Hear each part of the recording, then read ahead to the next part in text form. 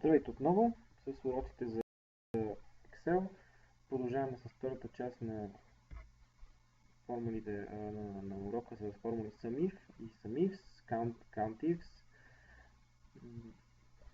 Това, което ще разгледаме тук, са някои изключения, някои проблеми с тези формули, които най-вероятно сте срещали или ще срещнете. А също така и формулата DSUM, която позволява събирането с няколко критерии. Това, което ми се ще да започваме, това, с което ми се ще да започваме, кога формулите не работят, не само SUMIF и COUNTIFs, също важи и за VLOOKUP, някакъв път може да се случи да не работи, в зависимост от данните, които имате. Много често, особено когато копирате данни от различни системи, това, което се случва е, че те се копират по този начин. С този зелен триъгълник в лявата част, но някога дори няма и зелен триъгълник, както ето тук с датата. Това, което се случва всъщност е, че Excel не разпознава данните като вида на данните и те остават като текст. Ако направите един autofilter, селектирате си данните, ще ги селектирам с Ctrl и A, от Date autofilter, само filter. Това, което ще видите тук е нещо странно. Твърде много числа. Стигаме, всъщност има доста редове. Но както виждате, не са подредени по ред, ами са подредени, както биха били подредени, ако са първо всичките, които започват с 1, всички, които започват с 2 и така нататък. Датите също не са подредени както трябва. Виждате, аз съм сложил само две дати, всъщност 21, 22. Но идеята ми е, че ако бяха изпълнени като дати, ще видите, че ще се виждат малко различен начин. Това, което може да направите е, ако сега, например, да VLOOKUP-нете с тройката, примерно от друга база данни, нещо и такова, 3, ако се опитате да VLOOKUP-нете, по-скоро правото, тук да е Ники, а тук да VLOOKUP-нем, би трябвало да не проработи.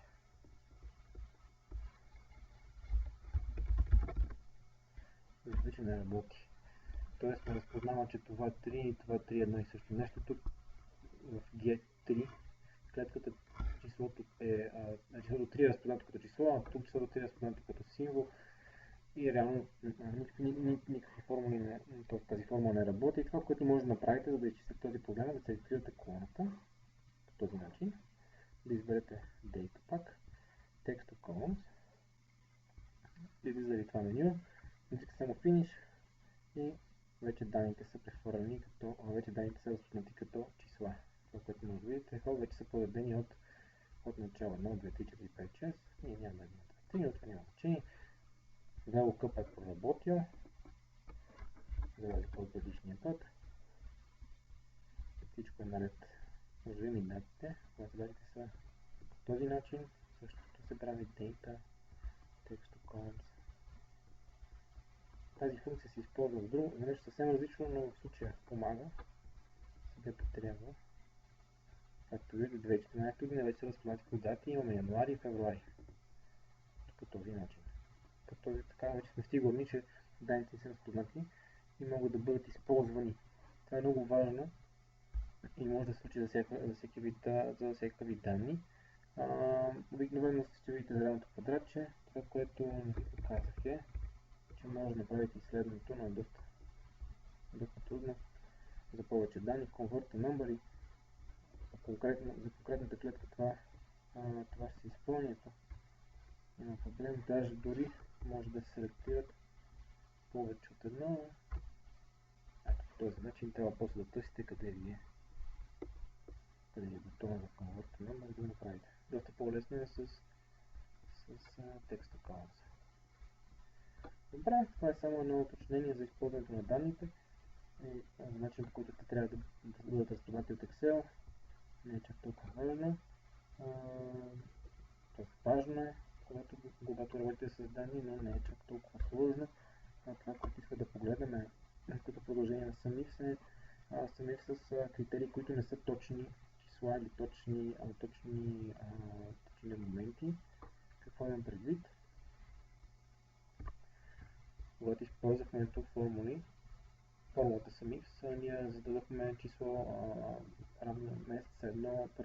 втори, трети, четвърти месец и така нататък. Но понякога ни трябва не точно да е равен на първи месец, ами примерно от първи до трети месец и от някой до някой месец, примерно по-голямо от трети и по-малко от пети, или по-малко от шести. Сега ще ви покажа как се прави това. Нещо, което мога да споделя за тази формула SUMIFS е, че вместо тук в критерия да слагате клетки, може да слагате и директно да слагате едно число, примерно 1 или самия критерий, ако критерия примерно е име на застрахователно дружество, примерно може спокойно да сложите Алианс.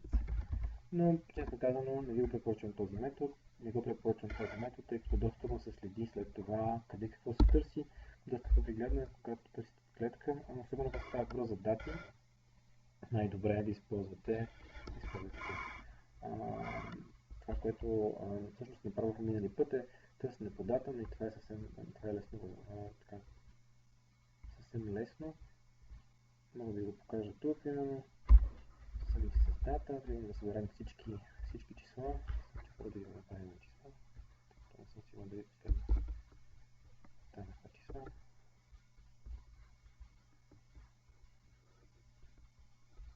Да, всичко е наред.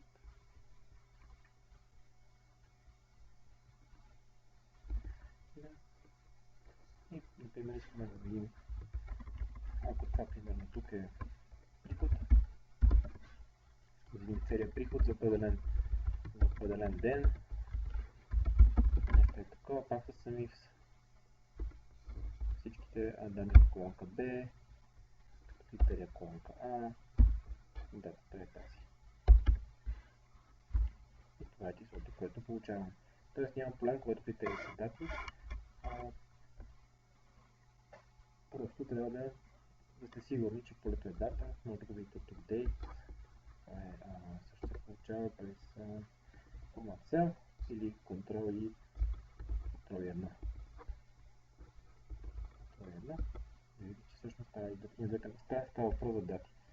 Така, след като вече знаете, че може да има критерии и дати, нека да видим какво става, ако искаме да видим не точно определена дата, ами примерно преди определена дата или преди определен месец. В случай, примерно, ако искаме да видим за 2010 година, това е стойността, да сложа тук да се види по-лесно, за първите 3 месеца на 2010 година, 721 милиона, това е натрупване, разбира се, така че тази стойност не е релевантна, искам да покажа формулата. Сега си 20, как може да получим това само с една формула, следния начин.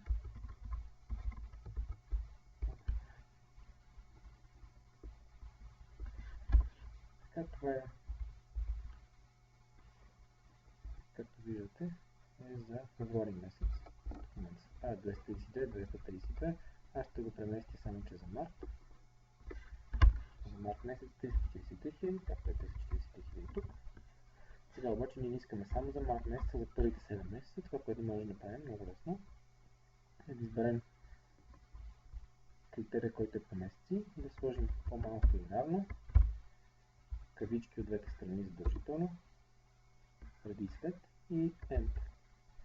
Или concatenate, както има такава функция в Excel, или както е известен този символ. Ampersand всъщност се казва символ, concatenate е функцията, която може да използвате в Excel. Enter. Както виждате, между двете няма разлика. Най-важното при тази функция е не забравяйте, че трябва да има кавички преди и след или има end.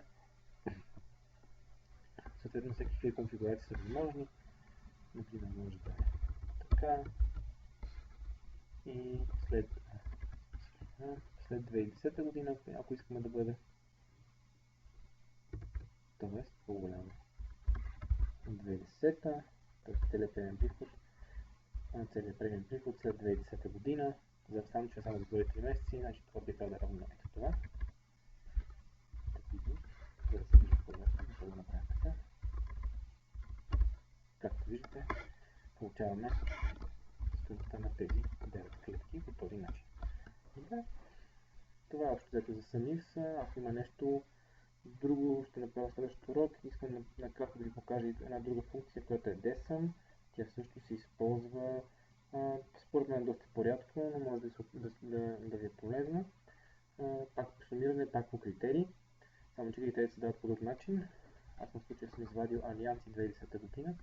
Ако искам да видя временния приход на Алианс за 2010 година, нашия вариант тук направен нека да направя също с сами, за да видите за какво става въпрос. Ето в момента, ако избера Алианс, временния приход за 2010 година е сбор от тези клетки. Там прави 9,4 милиона.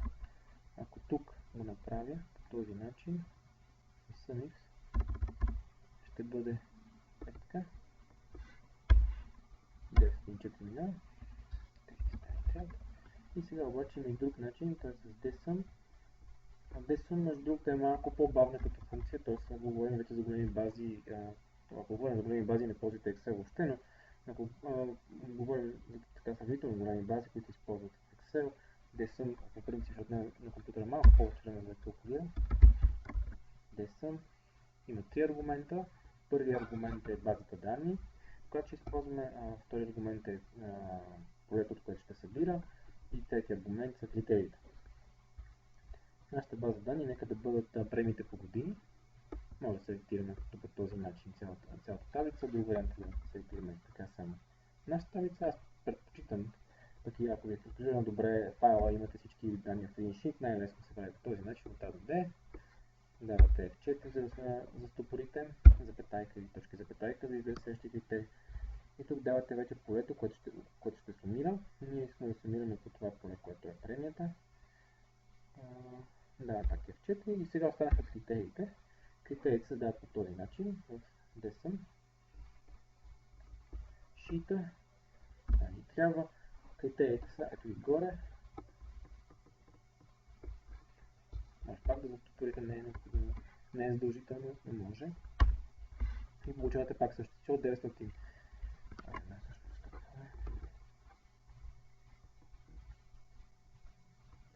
904 милиона. Как работи DSUM? Първо базата данни, после полето, което искаме да събираме, накрая критериите, като важно за критериите е тази табличка с критериите. Тук горе са имената на колоните, които се гледат, но те трябва да се впадат едно към едно. Name, year. И отдолу вече са самите критерии, което може да направим, което така дава известна свобода. Например, може да добавим армеец 2010. Това става вече малко по-трудно с сами, но с DSUM доста по-лесно. Сега би трябвало да получим премията на армеец и на алианс. За справка, ако решим със сами да направим същото нещо, е доста по-трудно. Тъй като реално трябва да добавим още веднъж същата формула и да изберем алианс. Или да изберем армеец. Така, по този начин. Само секунда. Да изберем едно поле армеец.